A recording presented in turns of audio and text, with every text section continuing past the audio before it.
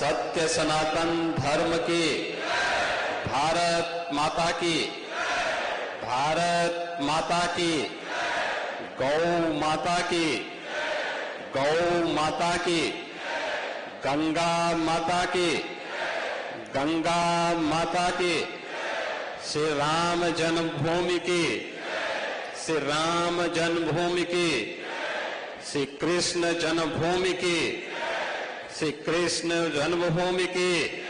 नमः पार्वती पतिये हर हर।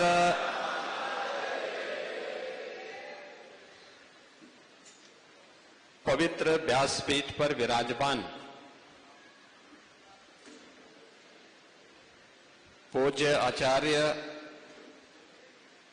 संत श्री शांतनु जी महाराज, मंच पर विराजमान और इस सभागार में उपस्थित सभी हमारे पूज्य संतजन,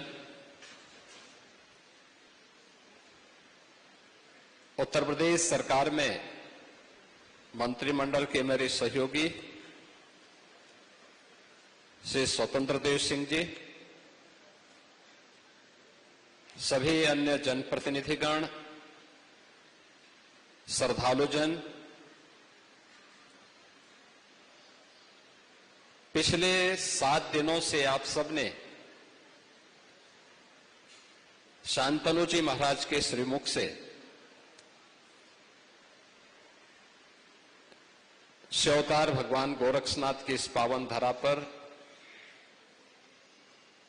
मर्यादा पुरुषोत्तम प्रभु श्री राम की इस पावन कथा का श्रवण का आनंद लिया है। मुझे बहुत अच्छा लगा कि पिछले 7 दिनों की इस पावन कथा को बड़ी श्रद्धा के साथ आपने श्रवण किया और उसमें भी मुझे बहुत अच्छा लगा कि इन 7 दिन कालीबाड़ी के महंत जी इस कथा में यहां उपस्थित रहे।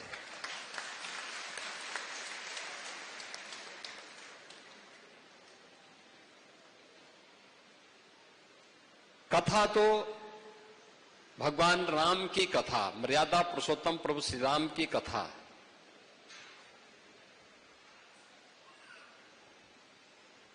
इस ब्रह्मांड में सदैव गूंजायमान रहती है। हरि अनंत, हरि कथा अनंता।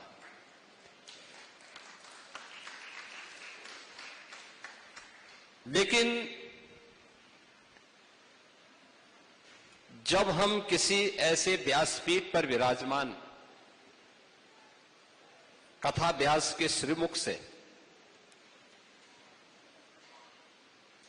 जिनका आचार और विचार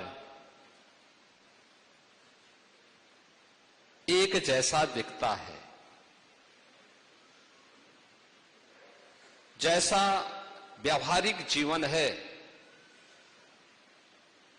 वही वैचारिक रूप से भी जब सुनने को मिलता है तो कथा प्रभावशाली दिखती है।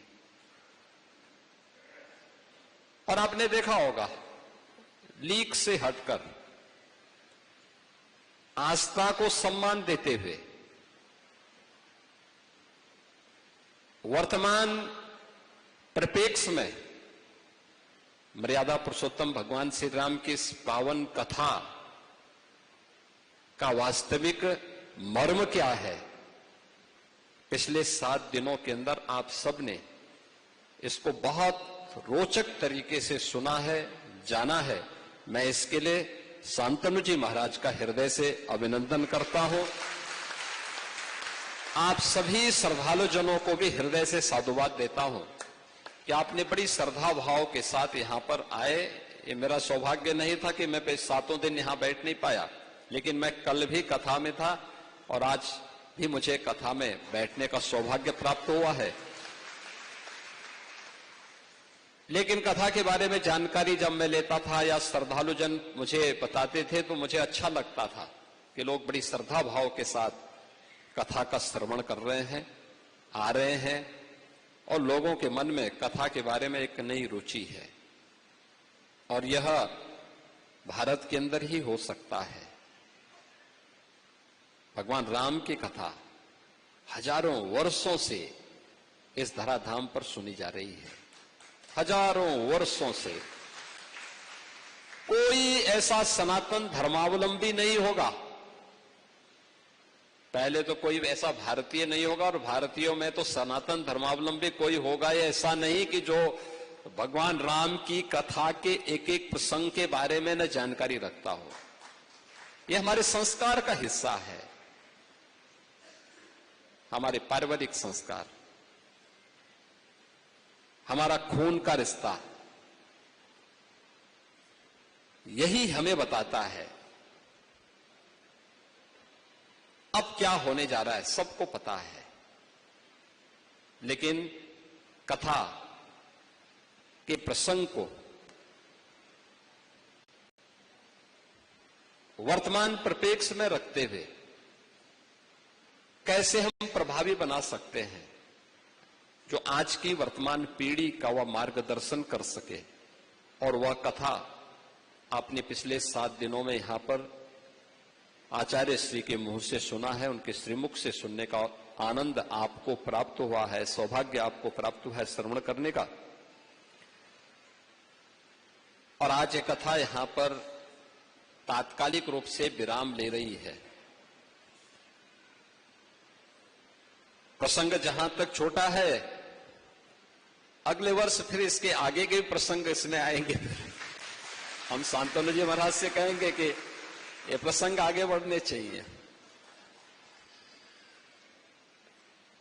और आज की तिथि और भी हम सबके लिए गौरवशाली क्षण है। आज गुरु पूर्णिमा भी है। गुरु के प्रति अपनी कृतज्ञता ज्ञापित करने का अवसर।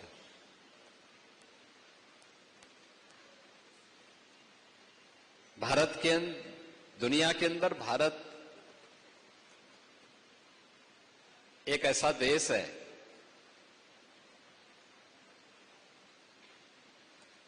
जिसने दुनिया को कृतज्ञता ज्ञापित करना सिखाया है।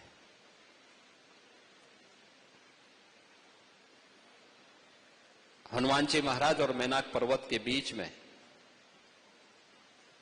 जब संवाद होता है तो सनातन धर्म क्या है, उस सनातन धर्म की महिमा के बारे में यही बात सामने आती है कि कृते च प्रति कर्तव्यम ऐसा धर्म सनातन। अगर किसी ने आपके प्रति कुछ किया है तो उसके प्रति कृतज्ञता ज्ञापित करना, याद करना हमारे जीवन में हमारी ये सबसे बड़ी खूबी रही है। दुनिया के अंदर भारतीय इस मामले में सबसे ज्यादा जागरूक रहे हैं कि किसी ने भी कुछ आपके प्रति कभी कोई योगदान दिया है, उसके प्रति कृतज्ञता ज्ञापित करना। और गुरु के प्रति, माता पिता के प्रति, अपने से बड़ों के प्रति, और जीवन में उन सभी लोगों के प्रति जो आपके जीवन में किसी न किसी रूप में कोई योगदान दे रहे हैं। ये पर्व हम लोग भगवान वेद व्यास की जन्म तिथि के अवसर पर आषाढ़ पूर्णिमा के पुण्य तिथि को, पावन तिथि को हम लोगों ने गुरु पूर्णिमा के रूप में मनाना शुरू किया। ये तिथि अपने आप में महत्वपूर्ण है।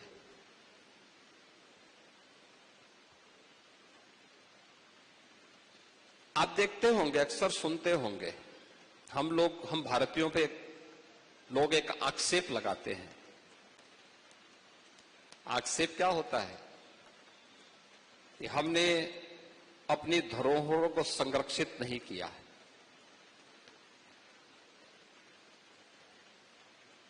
हमें विज्ञान के बारे में जानकारी नहीं,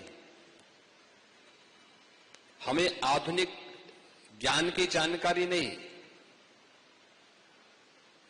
हम तथ्यों को तोड़ मरोड़ करके प्रस्तुत करने के आदी हैं